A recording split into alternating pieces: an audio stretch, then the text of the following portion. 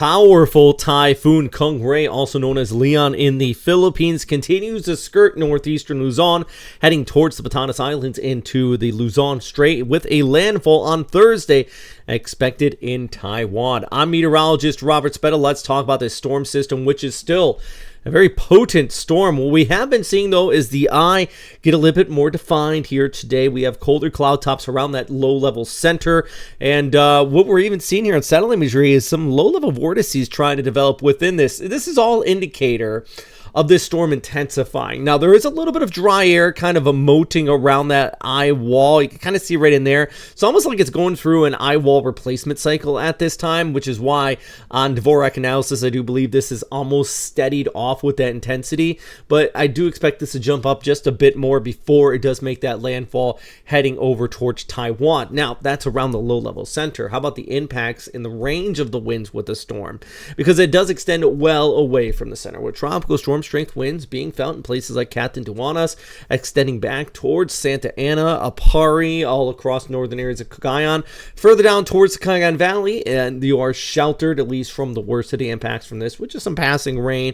And it does look like, the core, the worst of the storm, is thankfully staying offshore of the mainland Philippines here, where, you're still recovering from Christine. But big topic is where this is headed. As it does continue to skirt the northeast coast of Luzon, it is going to be moving out towards southeastern Taiwan, with that landfall here extending from Chiangong all the way down towards Taitung. Lanyu is also going to take the brunt of this storm system, and as we've seen in the past, when these storms near the mountains of Taiwan, it does several things. One, it squeezes out the moisture, causing an exceptional amount of rainfall, but also the track could change. It could waver towards the north or towards the south. It really depends on how this low-level center finds the path of least resistance, trying to bounce around those mountains. As for the Philippines, though, Signal Force 2 in place at this time for Isabela, Cagayan, all the way towards Ilocos Norte, the Batanes Islands, the Babuyan Islands too. It's still a range of impacts, and also we even got a storm surge warning for the Luzon Strait on top of that as it heads off towards the north. Now, those islands, they are built for this. I've said that in a few of these updates. So it's not too extraordinary for them to get impacted, but nonetheless, Wednesday here is going to be very, very messy for them. All right, so let's look at the broader picture with the satellite imagery. And, we still got a lot of inflow, by the way, coming back in towards the southwest. So expect places like Mindoro, maybe even Manila, seeing passing on and off rainfall as we head through the next few days, just due to the tail and the inflow coming in and around the backside of this storm system as it pulls off here towards the north. And, of course, those rain bands coming around towards the north, impacting northern Luzon. But all eyes are on that center. With winds now at 165, but they could be up to 180 kilometers per hour prior to coming on shore. Maybe not quite super typhoon intensity according to JMA, but close, Cat 3 type status. I mean, that's enough to definitely cause some widespread power outages, knock down trees, even some mudslides with all the rain that's expected with this storm system. We can zoom right in on that low-level center. And you see how kind of the core of the winds just skirting northeastern Luzon, extending back across the Batanes Islands. They're probably going to get the full-on eye wall of this. Those 180, 90 kilometer per hour winds are likely on the islands there. And then this storm makes that landfall as we go ahead through Thursday morning into southeastern Taiwan.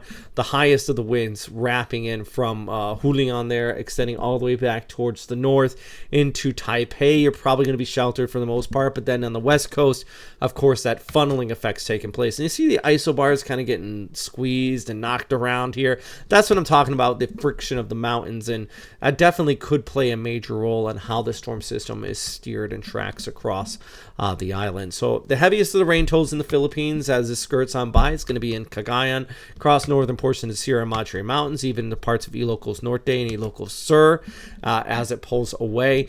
But once you get south of places like Iligan into Isabela, I don't expect a lot of rainfall, guys. Even over towards Candon, it's definitely not going to be adding up quite a lot. Here's another look at the winds from the GFS model, showing that landfall a little bit further towards the south than the ECMWF. But the key thing is just how this is going to interact once again with those mountains as it tracks across the island here. So plenty of impacts to be had, not only in the Philippines with that rainfall, but of course our storm system as it tracks off here towards the north. And let's actually take a quick look at Taiwan's rain totals, because the entire eastern seaboard is going to be looking at over 300 millimeters. But I do think some areas right in here, especially in the higher elevations, 1,000 millimeters, a meter of rain is possible. And it sounds like I'm just throwing that number out there, but yeah, it's a lot of rain in the forecast here, guys. So I hope everybody is being smart, to be safe. Taiwan knows how to do, just like the Philippines, just like Okinawa and Taiwan. They know how to deal with these, just as long as people don't get complacent and don't listen to those authorities, which I want to stress. Make sure you listen to those official information from wherever you are ahead of this storm, and make sure you're taking those precautions. Big thanks for everybody on Patreon that supports this channel, and all our sponsors from FrontrunnerFinancial.com. Check them out. They are awesome, and they help support this channel. They're a financial company based in Manila, which they're for Americans, people living overseas, but I mean Filipinos can use it as well, especially people who deal with overseas finances. I wish I had them when I was out in Japan, because it's tough dealing with money. I don't know how else to play it. I have a hard time with accounting. So FrontrunnerFinancial.com, check them out. Link is down below. Whew, so much happening here today, guys. I hope everybody's staying safe ahead of the storm and during the storm. If you have any reports, please share them with me, and hit that subscribe button as well. Stay safe out there.